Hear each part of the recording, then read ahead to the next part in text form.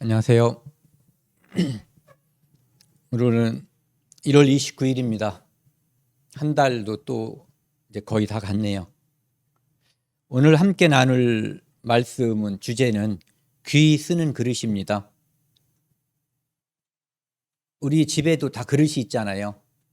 그 중에서 어떤 그릇이 가장 귀한지, 어떤 그릇이 가장 잘 사용되고 있는지 그런 것을 한번 생각해 보면서 이 말씀을 함께 나누면은 도움이 될 걸로 생각을 합니다.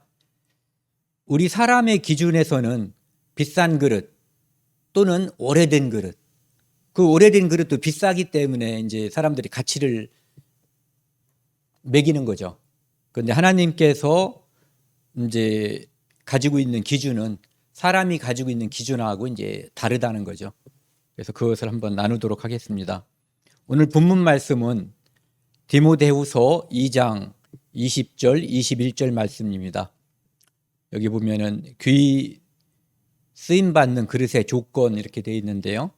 한번 같이 두 절을 같이 읽도록 하겠습니다.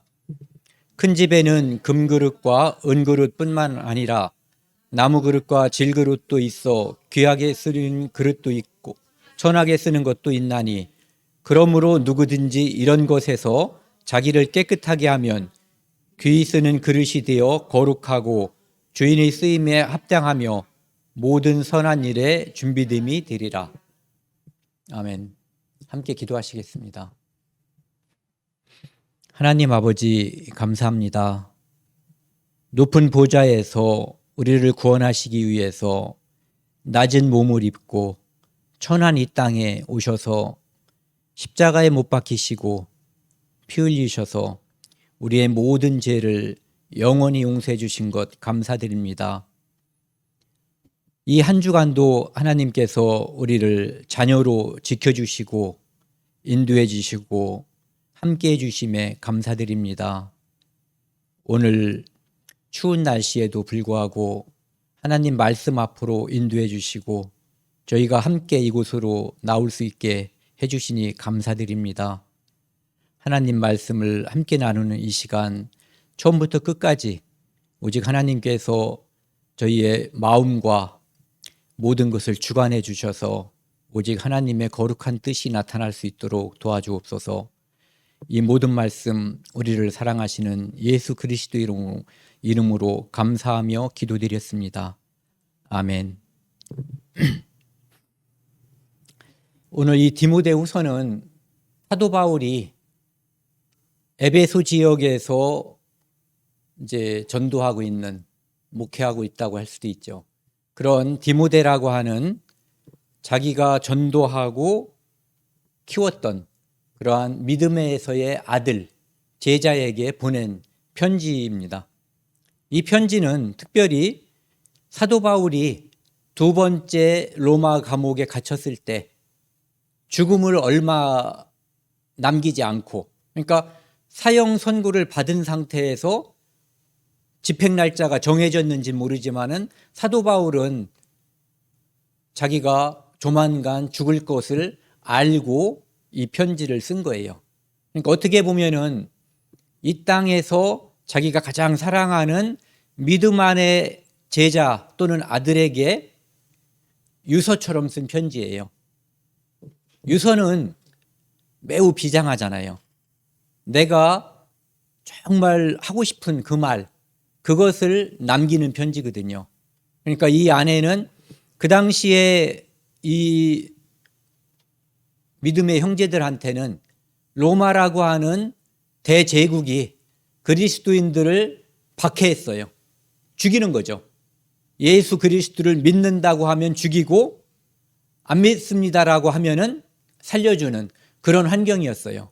그러니까 믿는다고 한 사람들이 믿음이 더 견고해지고 더 이렇게 그 모임에서 더 자주 모이고 이런 일도 있었지만 자기 믿음을 배신하고 타락하는 모습들도 보였던 그런 환경이었거든요. 그러니까 그런 표현을 우리가 쓰죠. 내오애환이라고.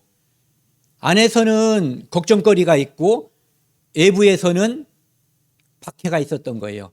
그런 상황에 있는 에베소 교회에 있는 디모데에게 쓴 편지예요. 그러니까 그 환경을 이런 환경, 이런 형편에 있는 디모데에게 죽기 직전에 바울이 보낸 편지라고 하는 것. 그 편지 보낸 장소는 로마에 있는 감옥에서 보낸 거예요. 좀 있으면은 사형이 집행될 그 바울이 디모데에게 보낸 편지. 그래서 비장한 내용들이 이 안에 있는 거거든요. 오늘 이제 그 중에서 일부분만을 이제 우리가 바라볼 건데요.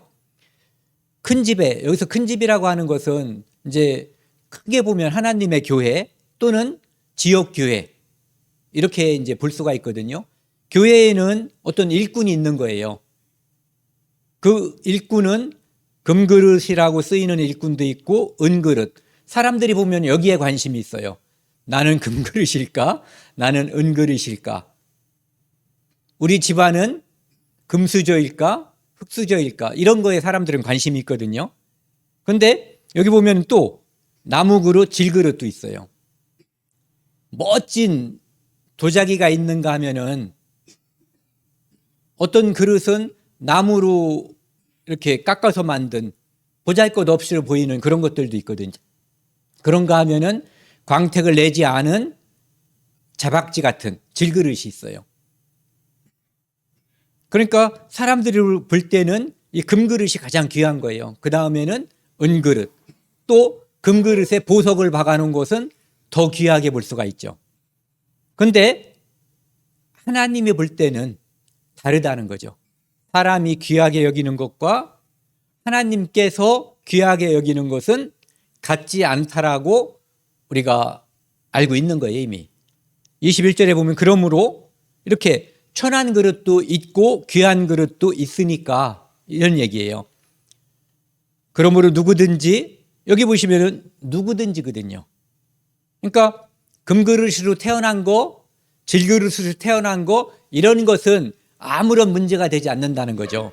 그러니까 누구든지 이런 것에서 조건이 있어요. 자기를 깨끗하게 하면, 그가 어떤 신분, 어떤 가정에서 태어났건 그거에 관계없이 자기를 정결하게 하면, 깨끗하게 하면 귀 쓰는 그릇이 된다는 거예요.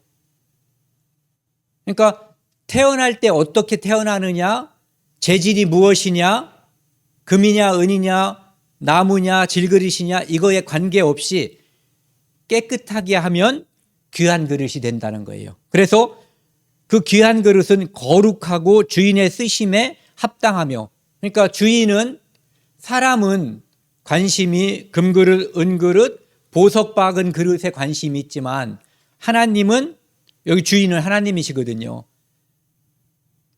깨끗하게 한 그것에, 그 그릇에 하나님은 관심이 있다는 거예요. 그래서 주인의 쓰심에 합당하다. 이 주인은, 하나님께서는 깨끗한 그릇을 귀히 쓰시는 분이라고 하는 거죠. 그래서 선한 일에, 우리가 선한 일은 뭐 많은 선한 일이 있지만 복음을 전하는 일 또는 교회가 이렇게 운영되는 일, 거기에 준비됨이 되리라. 그래서 교회 안에서 하나님께서 쓰시는 그릇은 깨끗한 그릇이다라고 하는 거죠. 정결한 그릇. 그래서 처음에 말씀드린 것처럼 외부에서는 로마의 박해가 있었고 내부에서는 교회가 흔들리는 그런 과정에 있을 때 이 편지가 도착한 거예요. 그렇기 때문에 첫 번째는 디모데라고 하는 그 전도자가, 너가 이렇게 깨끗한 그릇이 되어야 된다. 그리고 너는 에베소 교회가 깨끗한 그릇이 될 수 있게끔 가르치고 지도하고 함께 교제해야지 된다라고 하는 것을 말하고 있는 거죠. 그래서 귀히 쓰이는 그릇, 여기 보면은 귀히 쓰는 그릇은 하나님의 입장에서는 귀히 쓰는 그릇이죠. 우리의 입장에서는 귀히 쓰이는 그릇. 예, 내가 쓰여져야지 되는 거예요. 쓰이지 않으면은 은그릇이든 금그릇이든 보석 박혔어도 아무런 의미가 없는 거예요. 그래서 여기 보시면은요, 이게 이제 그 당시 지도인데 여기 보면 로마가 있어요. 로마. 그리고 여기가 에베소거든요. 여기는 오늘날 이름 바꿨죠. 터키였다가 요즘은 뭐 트르키예라고 하는, 트르키예에 있는 에베소라고 하는, 이쪽이 서쪽이죠. 서해안 가까운 곳에 있는 에베소라고 하는 곳이에요. 그러니까 여기 로마에 있는 감옥에 들어있는 사도 바울께서 여기 에베소에 있는 디모데라고 하는 사람에게, 성도에게 보낸 편지예요. 이 복음은 여기 예루살렘에서 시작이 돼서 이 주변을 다 휩쓸었고 이제는 로마에까지 복음이 멀리 퍼져 있는 거예요. 그래서 이 복음이 퍼져가는 것을 보면은 우리는 이런 생각을 하죠. 내가 부자면, 내가 머리가 똑똑하면, 내가 박사학위를 가지고 있고 또 세상적으로 뭐 대통령이 됐다든지 그러면 복음을 전하는데 도움이 됐을 것이다라고 생각을 하는 경향들이 많이 있어요. 그런데 실제로 복음은 그렇게 전해지는 게 아니라 목숨을 걸고 오직 하나에 집중할 때, 하나님 나라만 쳐다보고 거기에 집중할 때 그 사람을 통해서 깨끗한 그릇과 모든 것을 바친 그릇을 통해서 복음이 전해져요. 네. 그래서 이 편지는 바울이 두 번째 감옥에 갇혀서 이제는 죽음을 앞둔 상태에서 보내진 편지다라고 하는 것을 이제 우리가 처음에 말씀드렸죠. 제가 이제 오늘 이 귀한 그릇, 귀히 쓰임을 받는 그릇 또는 깨끗한 그릇이라고 하는 주제와 관련해서 주로 이 레위기 말씀을 통해서 함께 나누고자 하는 거예요. 레위기에 보면은 레위기는 이스라엘 사람들이 자기 자녀에게 성경을 가르칠 때 첫 번째로 가르치는 거래요. 그래서 거룩한 백성, 하나님의 백성은 거룩해야지 된다라고 하는 거기부터 시작한다는 거죠. 왜? 그들은 태어나면 하나님 백성이잖아요. 우리는 거듭나야 하나님 백성이지만, 그러니까 그들은 태어나면 레위기를 가르치는 거예요. 그 다음에 레위기를 가르치고 나서 창세기를 가르친다고 하더라고요. 여기 보면은 레위기 11장 전체를 한번 볼 건데요. 뒤에 보면은 46장 6절에서 47절 보면은 이제 이 11장 전체의 주제라고도 할 수 있어요. 정한 것과 부정한 것. 하나님이 볼 때 어떤 것은 깨끗한 것, 어떤 것은 깨끗하지 않은 것을 보여주는 거예요. 그러면서 우리에게 하나님께서는 깨끗한 것을 먹어라, 더러운 것은 피해라, 이렇게 말씀하시는 거죠. 여기 보시면 이거 같이 한번 읽었으면 좋겠어요. 46절, 47절 함께 읽겠습니다. 이는 짐승과 새와 물에서 움직이는 모든 생물과 땅에 기는 모든 길짐승에 대한 규례니 부정하고 정한 것과 먹을 생물과 먹지 못한 생물을 분별한 것이라. 우리가 하나님 앞에서 하나님이 우리에게 요구하시는 게 레위기 주제는 거룩이라고 하잖아요. 거룩해라. 거룩이라고 하는 것은 구별된 삶을 살아라, 분별된 삶을 살아라, 이런 얘기예요. 즉 세상에 많은 사람들이 있는데 하나님의 백성이면 하나님의 뜻에 따라서 다른 사람들과는 다른 삶은 구별되는 삶을 살아라는 것이 레위기의 주제거든요. 그러다 보니까 여기에 하나님께서 먹으면 좋을 것, 먹으면 안 될 것, 이것을 구분해 놓은 거예요. 즉 하나님께서는 정한 짐승, 깨끗한 짐승은 먹으라고 권면하고 있고요. 깨끗하지 않은 짐승, 이것은 먹지 말라고 말씀하고 계셔요. 여기에는 직접적으로 건강에 관한 문제가 포함되어 있다고 그래요. 그런데 그것보다 더 중요한 것은 영적인 의미가 있는 거죠. 우리가 아이들한테 어떤 교육을 시키지 않고도 뱀이나 지렁이를 갖다가 이렇게 주면은 우악하고 두려워하거나 뜨악하거든요. 그런데 예쁜 뭐 곰이명이나 강아지 같은 걸 주면은 아이들이 막 가서 껴안으려고 하거든요. 그런 것처럼 본능적으로 여기서 하나님께서 정하지 않다, 더럽다, 추하다라고 하는 것들은 사람들의 인식에서도 대부분 별로 그렇게 좋아 보이지 않는 것들이에요. 그런데 거기에는 영적인 의미가 별도로 있다는 거죠. 그래서 이 땅에 있는 거의 모든 것들, 그러니까 이 땅에 우리 눈으로 보이는 땅에 있는 짐승들, 날짐승들, 물속에 있는 어류라고 볼 수 있죠. 또는 뭐라고 그러죠? 뭐 두종류, 뭐 이런 것들을 포함해 가지고 우리가 정한 것, 정하지 않은 것, 하나님께서 먹으라고 권하는 것, 그렇지 않은 것을 분별해서 말씀해 주고 있어요. 여기 보시면 이제 처음 레위기 시작을 이렇게 해요. 하나님께서 모세하고 아론에게 말씀하시는 거거든요. 첫 번째는 육지에 있는 짐승 중에서 너희가 먹을 만한 것들은 이런 것이다. 그러면서 모든 짐승 중에서 굽이 갈라진 것. 사람은 굽이라고 하지 않죠. 그렇죠? 그런데 소를 기억하시면 소는 굽이 갈라져 있죠. 갈라져 있어요. 말은 통굽이에요. 그것처럼 굽이 갈라져서 쪽발이, 우리가 일본 사람을 쪽발이라고 하는데 왜 쪽발이라고 하면 계다를 신으면은 한쪽 엄지발가락하고 나머지 발가락하고 그 중간을 통해서 딱 갈라지거든요. 그게 쪽발이라고 하는 거예요.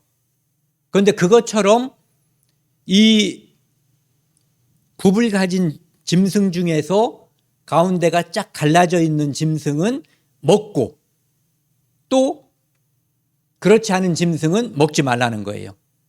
그리고 또 한 가지 조건이 있는데 대세김질하는 짐승.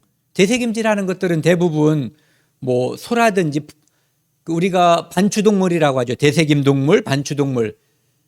초식동물이에요. 초식동물 중에 일부죠. 소, 양, 무슨 또 염소, 그 다음에 사슴 종류들 이런 것들. 그러니까 하나님께서 제사에 쓰는 짐승들은 다 이 반추동물이에요. 그러면서 굽이 갈라진 것들이에요. 그러니까 하나님께서 제사 드릴 때 정한 짐승을 쓰는 거죠.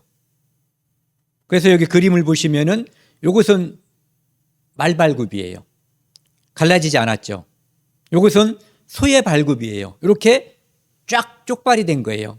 갈라져 버린 거거든요. 그러니까 요 두 가지가 되는 것은 먹어라 이런 얘기예요. 그러니까 여기에는 그 다른 의미가 있을 수 있지만 하나님께서 우리에게 주시는 의미는 세상과 하나님의 백성은 세상에서 구별된 삶을 살아야 된다는 거예요. 이렇게 쪽발처럼 구별된 삶. 그리고 대세김질하는 삶.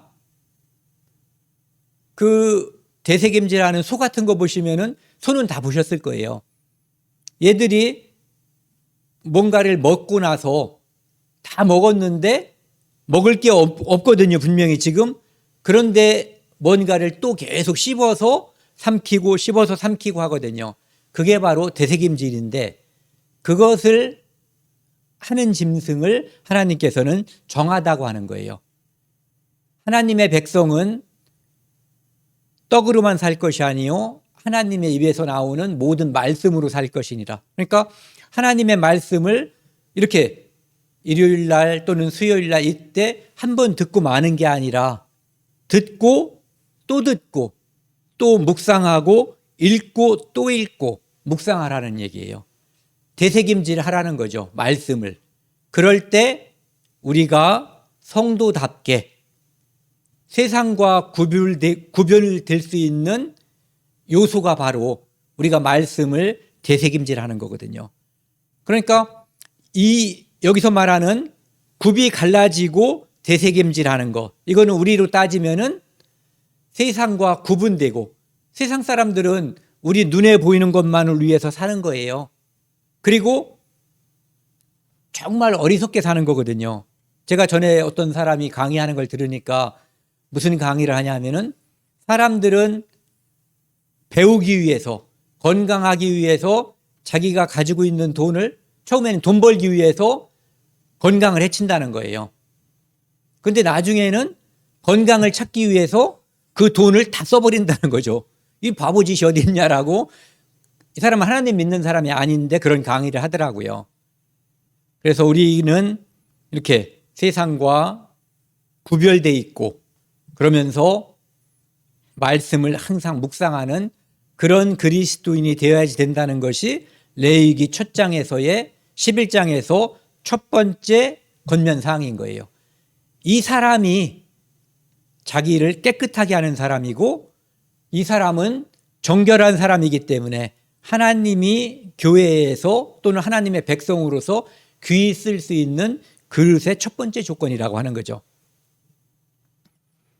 그 다음에 4절부터 8절까지 보면은 거기에 몇 가지 짐승이 나와 있어요. 첫 번째는 낙타, 두 번째는 사반이라고 하는데 뭐 토끼랑 비슷하다고 그래요. 우리나라에는 없는 짐승이에요. 그 다음에 세 번째는 토끼. 이 세 짐승은 공통점이 대세김질은 하는데 다리가 쪽발이 아닌 거예요. 구분이 되어 있지 않아요. 그러니까 두 가지 조건 중에 하나만 충족하고 있는 거예요. 그러니까 우리로 아까 말씀으로 따지면 말씀은 대세김질 하는 것 같은데 세상과 구분이 되어 있지 않아요. 그러니까 세상 사람들이 추구하는 거기에 이렇게 쳐다보고 땅만 쳐다보고 살기 때문에 하늘 쳐다볼 틈이 없는 거예요. 낙타도 그렇고 사반이라는 짐승, 토끼라는 짐승이 그렇기 때문에 이것은 정한 짐승이 아니니까 먹지 말아라 이런 얘기예요. 그 얘기는 이렇게 사는 성도는 하나님께서 쓸 때 2순위가 되는 거죠. 1순위는 아까 말씀드린 것처럼 대세김질도 하고 쪽발인 성도, 이게 첫 번째 순위고 두 번째 순위는 여기 있는 것처럼 한 가지는 충족하고 있는 거예요. 대세김질하는, 말씀을 늘 묵상하는. 그런데 옆에 있는 네 번째 짐승은 우리가 알고 있는 돼지예요. 돼지는 여기 보이시죠? 다리. 굽이 갈라졌어요. 쪽발이에요. 그런데 대세김질을 하지 않아요. 그러니까 두 가지 조건 중에 앞에 것들은 대세김질한다는 조건을 하나를 갖추고 있고 뒤에 것은 쪽발이라고 하는 조건 하나를 갖추고 있어요. 그런데 하나님께서는 이런 것들은 먹지 말고 이거 다 먹지 말라는 거예요. 소나 염소, 양은 먹으라는 거죠. 사슴도 먹고. 그런데 이런 것들은 먹지도 말고 주검도 만지지 말라. 쉽게 말해서 상종하지 말라. 상종하지 않는데 그것을 하나님께서 쓰실 리 없는 거죠. 네. 근데 이제 여기서 한 가지는 오늘 주제하고 조금 다르지만은 한번 이렇게 넘기고 싶은, 한번 이렇게 생각해 보고 싶은 게 뭐가 있냐면은 이런 것들은 가까이 하지 않으면 건강에도 좋다라고 하는 연구 결과가 많이 나와 있어요. 오늘날 우리가 예전에 없었던, 예전에는 짐승한테만 있었던 질병이 사람에게 온 것들이 많잖아요. 그런 게 굉장히 많거든요. 그런 것들이 왜 그러냐 하면은 이렇게 하나님께서 가까이 하지 말고 먹지 말라고 한 이들을 가까이 했기 때문에 생긴 그런 질병들. 그걸 우리가 이제 인수공통전염병이라고 하는데 그런 것들로부터도 사람을 보호할 수가 있다는 거죠. 이 낙타 같은 것 때문에 몇 년 전에 유행했었던 메르스라고 하는 질병이 이제 사람에게도 오게 됐었던 거죠. 그리고 또 한 가지 우리가 생각해보고 넘어가고 싶은 게 뭐냐면은 이 토끼와 관련된 거예요. 좀 전에 보면은 토끼가 대세김질을 하되 이렇게 나와 있잖아요. 그러니까 토끼가 대세김질을 해? 수천 년 동안 사람들이 의문을 가지고 있었던 거예요. 토끼는 대세김질하지 않는다라고 알고 있었던 거거든요. 그런데 어떤 사람이 있었는데 그 사람 이름이 독일 사람 그리지 맥이라고 하는 사람이 있었어요. 공부를 많이 한 사람인데 이 그리지 맥이라고 한 사람이 나는 성경을 믿지 다른 과학자들의 연구 결과를 믿지 않는다 이거예요.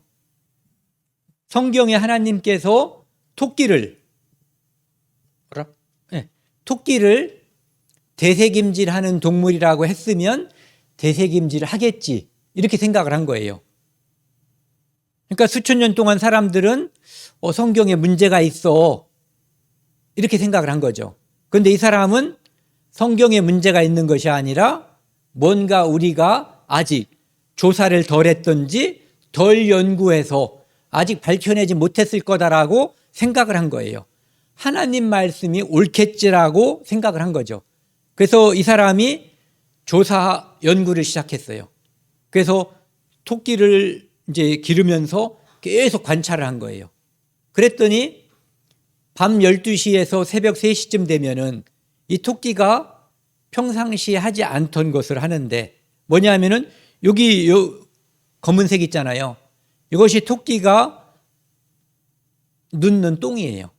그런데 이것은 물컹물컹한 똥이에요. 우리가 보는 똥은 요거잖아요. 딱딱한 토끼똥, 우리가 흔히 말하는 토끼똥이라고 하는 거. 그런데 그 밤중에 이 똥을 넣고 이 똥을 먹는 거예요. 그런데 이 똥을 먹는 것과 먹지 않는 것을 구별을 해봤어요. 그러니까 이 똥을 넣었을 때 치워본 거죠. 그랬더니 소화불량이 걸리고 영양실조가 걸려서 토끼가 시름시름 앓다가 죽어버리는 거예요. 그런데 이 똥을 먹는 토끼는 건강하고 정상적으로 자라고 새끼도 낳고, 그래서 그것이 무엇인가 연구해 봤더니 이 안에 우리가 사람들은 그 섬유소를 잘 소화를 못 시키잖아요. 불용성 섬유소는 소화를 못 시키거든요.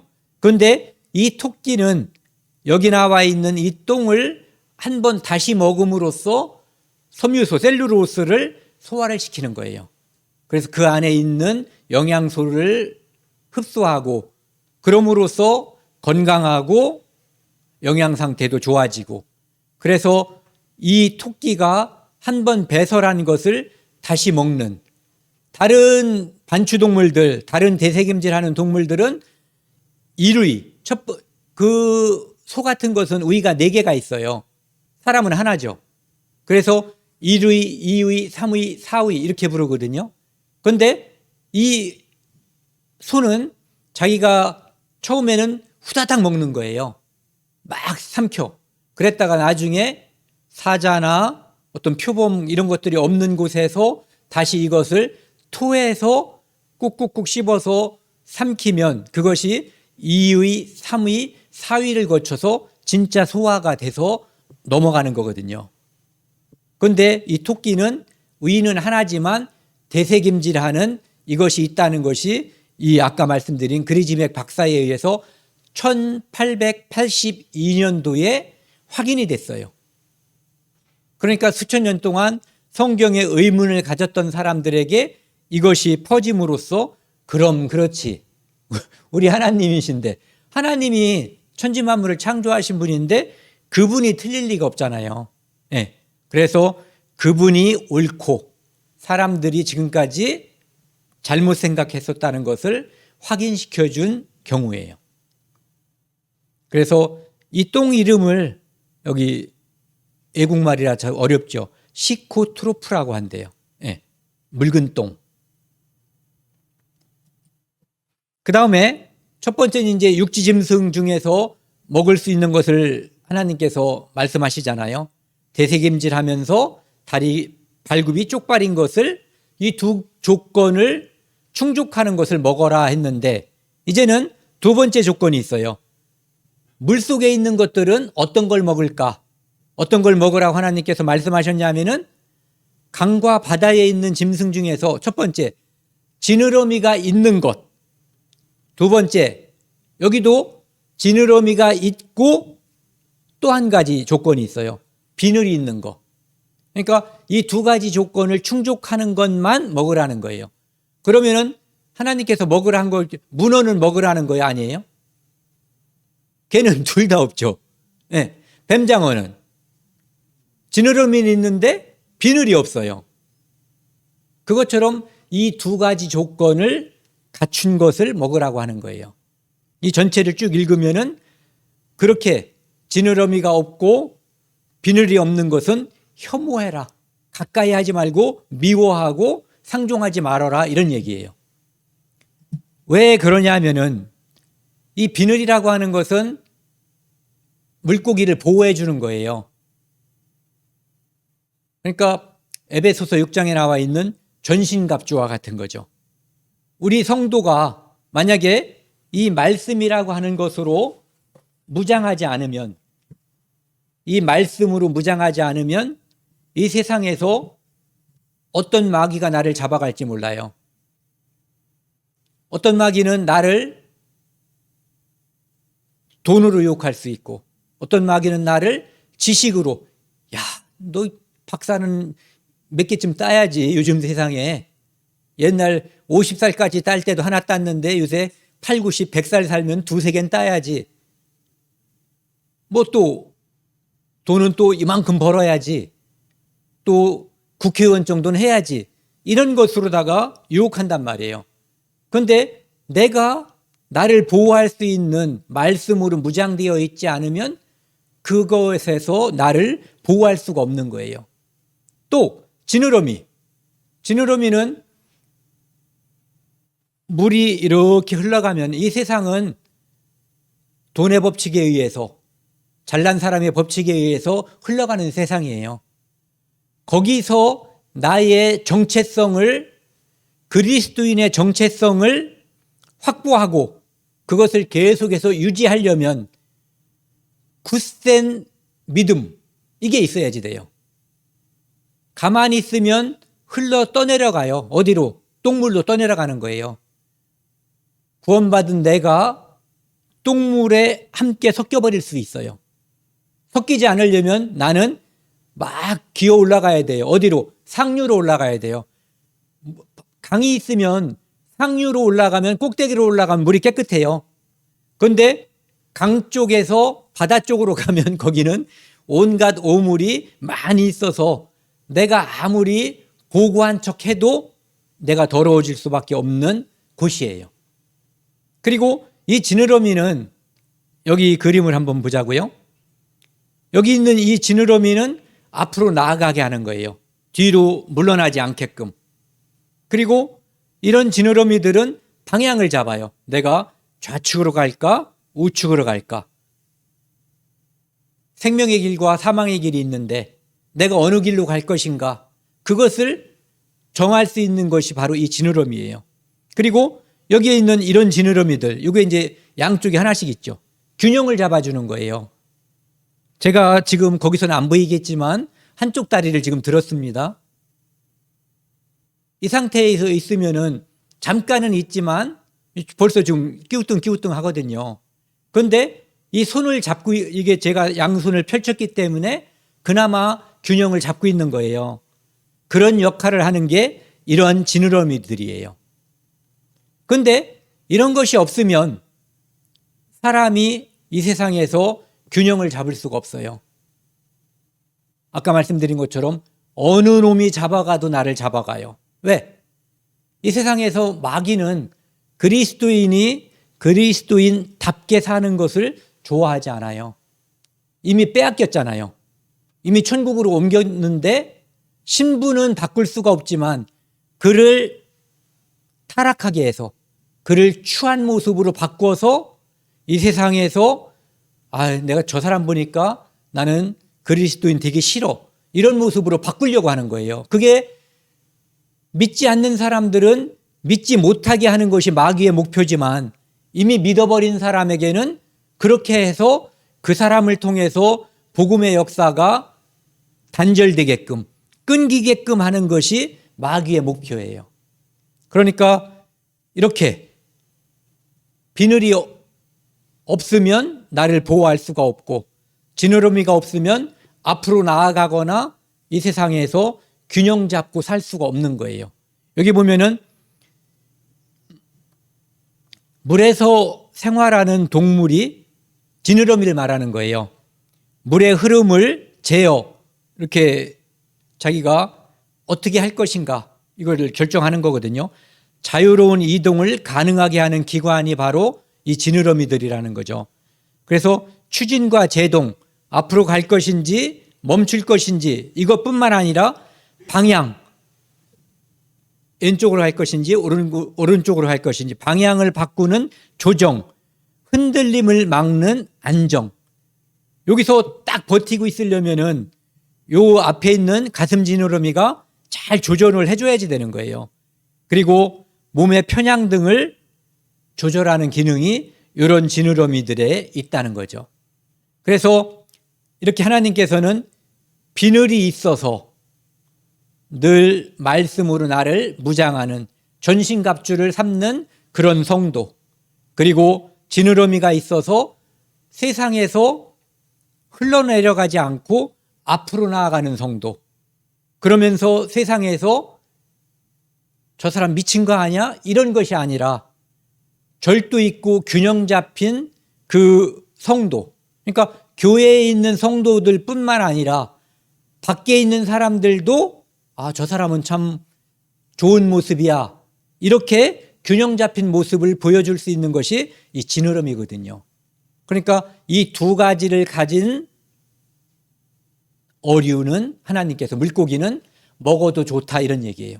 그러니까 여기에 해당되지 않는 쭈꾸미, 또 뭐가 있어요? 뭐 조개 많죠. 뱀장어 뭐 이런 것들은 하나님께서 영적인 의미에서 먹지 말라는 거예요. 그리고 그런 것들이 대부분 어디에 사냐면은 진흙에 박고 있거나 모래에 박고 있거나, 그래서 우리가 흔히 말하는 세균과 바이러스에도 사실 더 취약하다고 그래요. 그러니까 건강에도 사실은 좋지는 않다라고 얘기하는 거죠. 그런데 지금은 미리 말씀드리면 이상한데 나중에 말씀드릴게요. 지금은 먹잖아요. 예, 그건 나중에 말씀드리도록 하겠습니다. 그리고 이제는 그러면은 아까는 들짐승이 아니라 짐승 얘기했고, 그 다음에 물에 사는 물고기 얘기했고, 이제는 하늘에 나는 새 중에서 어떤 것은 먹을 것인가. 그래서 여기 보면은 새 중에 너희가 가증히 여길 것, 가증스러운 놈 이런 말 쓰잖아요. 그러니까 가증한 것은 먹지 말라는 얘기예요. 가까이 하지 말라는 얘기죠. 이것이라 이것들이 가증한 즉 먹지 말지니 하면서 쭉 이야기하고 있어요. 독수리, 솔개, 물수리, 말똥가리 쭉 이야기하고 있거든요.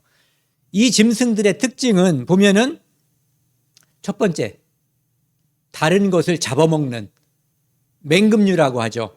그러니까 독수리라든지 솔개 이런 것들은 다른 짐승을 잡아먹는 거예요.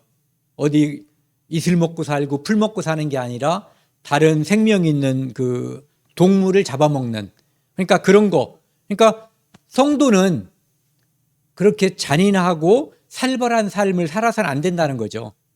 유순한 삶을 살아야지 된다는 것을 이야기하는 거예요. 그리고 여기 나와 있는 이 동물들 중에 또 어떤 것들은 썩은 고기를 먹는 거예요. 죽은 사체. 사자가 잡아놨다든지 누가 잡아놓고 먹다 말아서 지금 썩어가고 있는 것, 그런 것들이, 독수리도 역시 그런 것들을 좋아하고 거기에 죽음이 있는 곳에 독수리가 모인다는 그 표현처럼 죽은 사체를 먹는 것, 이것은 사람인 우리가 생각해도 꺼림직한 거잖아요. 예.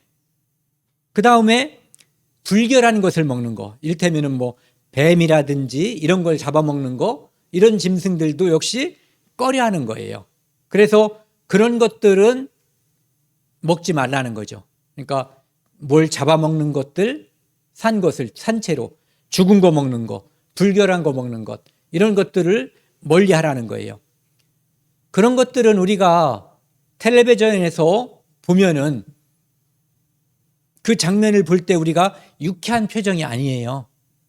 예. 좀 끔찍하게 생각이 되고 더럽게 생각이 되고 이런 것들이거든요. 그러니까 그런 것들을 멀리 하라는 거죠. 그리고 그런 것들의 시체도 가까이 하지 말라는 거예요. 여기 보시면은 독수리가 있는데 저 독수리 한번 잡아봤어요. 새끼. 처음엔 독수리인지 몰랐는데 제가 잡아가지고 갈고 있는데 뭐가 자꾸 따라오는데 보니까 저놈이 왜 따라오는지 몰랐죠. 날개를 펴면 저보다 훨씬 커요. 날개 크기가.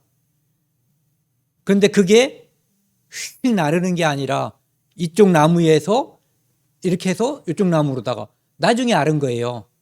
아, 저놈이 날 따라오고 있구나. 그리고 내가 지금 잡아가는 이게 독수리 새끼구나라는 것을 알았거든요.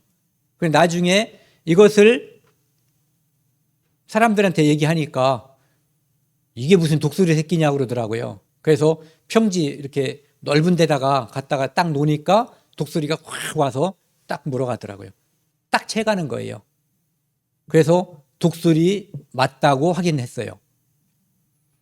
이 독수리는 이 맹금류 이런 것들은 높은 곳에서 날카로운 시력으로 밑에 있는 것을 해치려고 잡아먹으려고 쳐다보고 있는 거거든요. 그러다가 딱 정말로 이렇게 급강하잖아요. 그렇게 해서 발톱으로다가 팍 채죠. 그 모습이 멋져 보이기도 하지만 잔인하고 살벌해 보이거든요.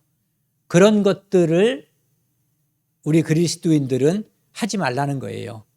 남을 꼬나봤다가 남을 해코지하는 그런 일들을 하지 말라는 거죠. 그리고 생명이 있는 일에 참여를 하고 죽음, 시체를 먹는 거 이런 것처럼 그런 거에서 멀리하라는 거죠. 우리는 복음을 전하는 것은 생명의 일에 참여하는 거거든요. 가장 쉽고 가장 분명한 방법이죠.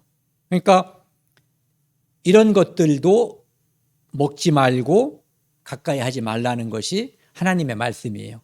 그것이 깨끗한 성도라는 거죠. 그래서 그 깨끗한 그릇을 하나님께서 쓰신다고 할 때 이런 삶에서 이렇게 멀어지는 그런 것을 말씀하시는 거예요. 그 다음에 우리가 먹는 것 중에 뭐 우리는 자주 안 먹지만은 저도 어렸을 때 그 메뚜기 논에서도 잡아서 이렇게 볶아도 먹고 그랬거든요. 꽤 고소하고 맛있어요. 근데 하나님께서 기는 짐승 곤충 중에서 기어다니는 것은 먹지 말고 툭툭 튀는 거, 메뚜기 튀는 거 보셨죠? 귀뚜라미도 탁탁 튀잖아요. 그런 것들은 먹어도 좋고 땅에 마치 이 땅이 전부인 것처럼 거기에 배를 깔고 사는 그러한 곤충은 먹지 말라는 거예요. 기어다니는 것들은 네 다리가 있고 날개가 있더라도.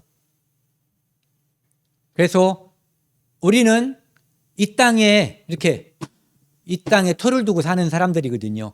그리스도인도 그것은 달라진 게 없어요. 하지만 소망을 이 땅에다만 두면 하나님이 우리에게 주시고자 하는 멋진 것, 더 훌륭하고 멋있는 것, 그것을 얻을 기회가 줄어드는 거예요. 그래서 하나님은 우리에게 이 땅에서 필요한 것은 하나님께서 챙겨줄 거니까 너희는 신경 쓰지 말고 위의 것을 추구하고 그것을 위해서 일하라는 거예요. 그러면 나머지 것은 알아서 챙겨주신다.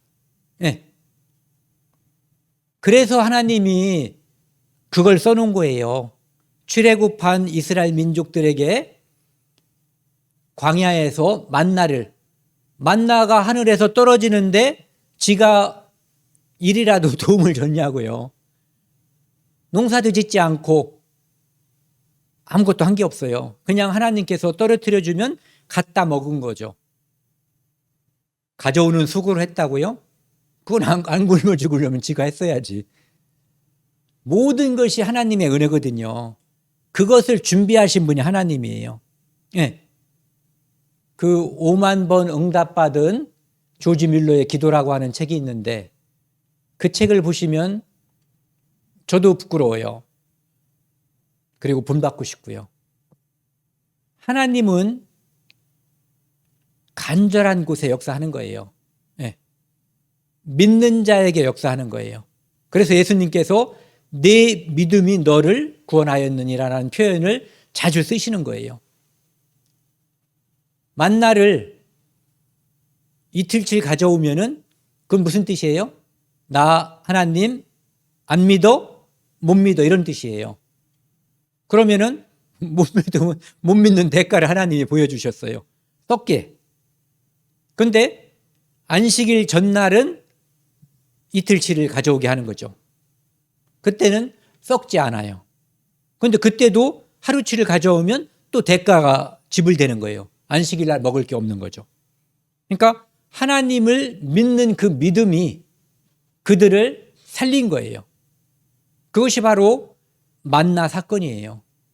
그리고 지금은 예수 그리스도를 믿음이 내가 영원한 제사함을 받고 하나님의 자녀가 되는 영광을 누리는 거고, 두 번째 믿음, 믿는 그 사람이 하루하루의 삶을 예수 그리스도 하나님께 맡김으로써 내가 고생하고 내가 염려하는 것이 아니라 그분이 우리에게 주고자 하는 것을 만나처럼 얻을 수 있다는 것, 그것이 일용할 양식을 얻은 것처럼, 만나처럼 얻은 것처럼 하루하루의 삶에서도 하나님께서 우리에게 주신다고 하는 약속이거든요. 이것을 믿으면은 믿는 사람은 느끼는 거고, 믿지 않으면 경험 못 하는 거예요. 그래서 튀는 곤충, 아까 말씀드린 것처럼 배짱이 종류, 메뚜기 종류, 배짱이 종류, 이런 것들은 먹으라는 거예요. 튀는 거. 이 땅에 터받고 사는 것이 아닌 것은 가증하지 않다. 정결하다. 그리고 이 땅에서 이렇게 이 땅이 전부인 것처럼 기어다니는 것은 먹지 말라고 한 거예요. 그 튀는 것을 영어로는 할머니 스프링이라는 거, 스프링 아시죠? 용수철이요. 여기 딱 눌러놨다가 놓으면은 팍 튀어나가잖아요. 어떤 의자나 침대 같은 데도 거기에 이제 스프링, 용수철이 들어있거든요. 그렇게 이렇게 튀는 그런 곤충은 먹어도 좋다는 거예요. 그래서 그리스도인은 이 땅에서 튀는 사람들이에요. 아까 표현으로는 지느러미가 있어서 물이 밑으로 흘러가지만 위로 거슬러 올라가는 그리스도인. 그리고 이 땅에서 내가 이 땅에서 있는 것을 먹고 살지만 이 땅이 전부인 것처럼 여기서 기면서 살지 않고 튀어오르는 그 성도를 하나님은 귀, 깨끗하다고 보고 그 성도를 귀 쓰는 거거든요. 준비된 성도가 되는 거예요, 그것이. 그 다음에 이제 29절, 30절에 보면은 기는 짐승들 몇 가지를 이야기하고 있거든요. 그런데 거기서 두더지를 보신 분이 있어요? 진짜 보신 분? 저는 잡아도 봤고 먹어도 봤어요. 두더지 보면은 기분이 안 좋아요. 일단 생김새가. 네. 쥐 다 보셨을 테죠. 큰 도마뱀은 직접은 못 보셨어도 텔레비전에서 보셨을 거예요. 이런 것들을 하나님이 깨끗하다고 보지 않는 거예요. 왜냐하면 우리 느낌하고 하나님께서 우리에게 권면하시는 거하고 같은 거예요. 이 땅에서 튀는 삶, 스프링복 같은 거, 사슴 같은 거 뛰는 모습 보셨죠? 네 다리가 있어도 그러한 것들과 여기는 있는 두더지하고 쥐, 도마뱀하고는 전혀 다른 모습이거든요. 그러니까 그런 모습을 대비시키는 거예요. 그런 것들은 먹지 말라는 거죠. 카멜레온 같은 거, 자기 정체성이 분명하지 않고 요 색깔이었다가 교회 가면 그리스도인인데 직장에 가면 그리스도인이 아니야. 이런 것들은 하나님이 부정하다고 보는 거거든요. 네. 그래서 그것은 깨끗한 이미지가 아니라고 하는 거죠. 그래서 땅에 기는 모든 것들 중에 아까 말씀드린 것처럼 기어다니는 거, 배로 다 밀고 다니는 거 있죠. 또 뱀과 이런 것들. 네. 그 다음에 뭐 쥐, 쪽제비 뭐 이런 것들, 고슴도치 이런 것들을 이제 기어다니는 것들, 그런 것들은 먹지 말라는 거예요. 그 다음에 다리가 여러 개 붙어 있는 거, 진해, 무슨 뭐 노래기 뭐 이런 것들, 이런 거 먹지 말라는 거죠. 그런 것들은 딱 봐도 죽을 병 걸렸다 그러면 사람들이 먹지만 즐겨서 먹을 수 있는 그런 종류들 아니거든요. 그것은 피하고 가까이 하지 말라는 거예요. 거기서 우리는 영적으로 땅에 소망을 두지 말고 하늘에 소망을 두고 살라는 그런 의미로 받아들일 수가 있거든요.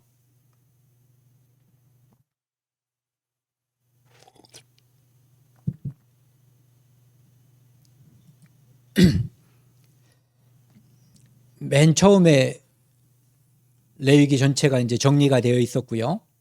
여기 보시면은 다시 한번 정리되는 느낌이 드는 거거든요. 내가 거룩하니 너희도 몸을 구별하여 거룩하게 하고. 레위기 전체의 주제가 거룩이에요. 거룩은 구별. 어떤 구별? 더러움에서 구별, 세상에서 구별, 하나님과 닮아가는 삶으로의 구별, 분별을 말하는 거거든요. 그래서 땅에 기는 길짐승으로 말미암아 스스로 더럽히지 말라. 그러니까 이 땅에 털을 잡고 살지 말라는 거예요.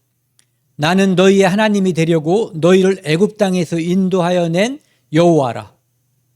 이스라엘 백성에게 하나님은 너희를 그곳에서 노예 상태에 있는 너희를 내가 하나님의 백성이 되게 하려고 대가를 지불하고 해방시켰다 이거예요. 그러니까 너희는 이제는 내 거니까, 내가 책임지니까 내 말을 들어라라는 얘기예요.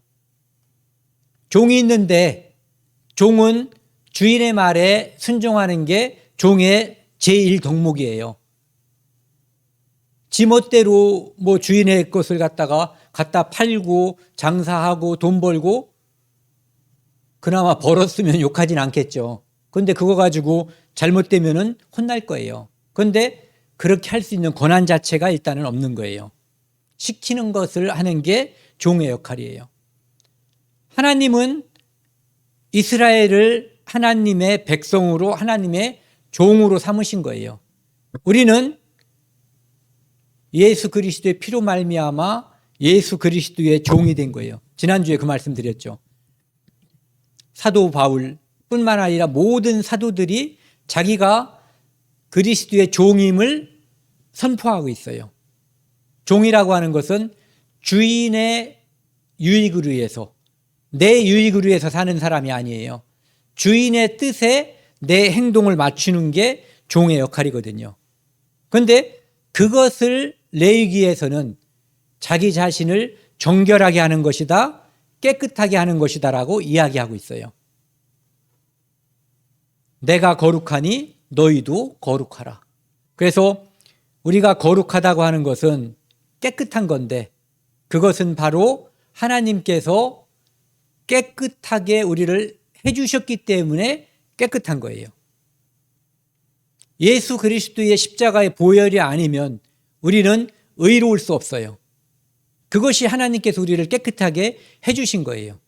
이스라엘 민족을 그 애굽에서 장자의 죽는 재앙으로부터 유월절 양을 잡아서 그들을 깨끗하게 해주시고 해방을 해주셨기 때문에 하나님의 자녀가 된 거예요. 하나님의 백성이 된 거죠. 하나님의 백성이 됐고 우리는 그리스도의 종이 됐고 그 후에 하나님은 우리에게 요구하시는 게 깨끗한 것. 깨끗하게 해놨으니까 그것을 유지하라는 거예요. 우리 보고 깨끗하게 될 수 있는 소질이 우리에겐 전혀 없어요. 그분이 깨끗하게 해주신 거거든요. 그래서 그것을 유지하게 하라는 거죠. 여기 보시면은 그릇이 여러 개가 있어요. 사람은 아까 말씀드렸죠. 비싼 거, 오래된 것도 비싸니까 좋아하는 거예요. 사람들은 여기에 관심이 있지만 하나님은 금수저, 은수저, 흙수저 이런 거 관심 없어요.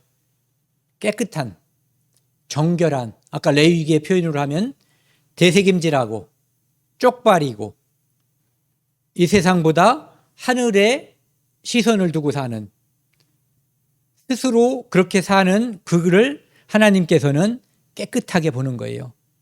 사람은 외모를 보지만 하나님은 중심을 보시는 거. 그래서 우리가 어떤 삶을 살고 있는지, 어떤 모습인지 하나님은 다 아셔요. 아까 말씀드린 것처럼 집에서는 개털이고 교회에 오면 그리스도인이고, 엄마도 알고 아버지도 알고 딸도 알고 다 아는 거예요.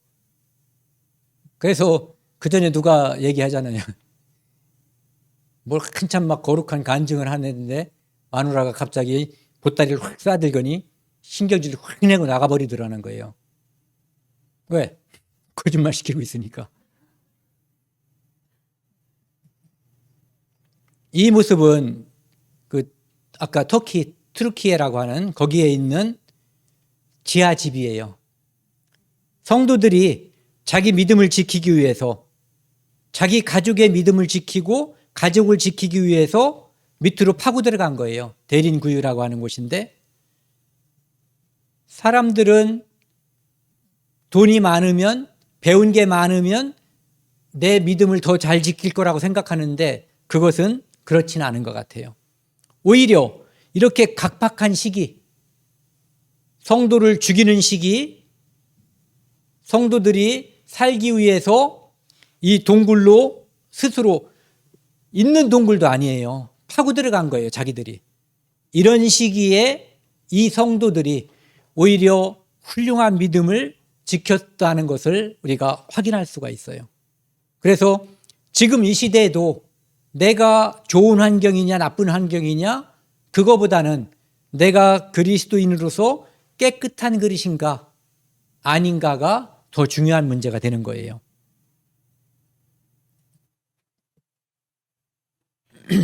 오늘 준비한 마지막 말씀입니다. 디모데후서 5장 4장 5절 8절 말씀인데요. 디모데에게 바울은 이거 신중할 것,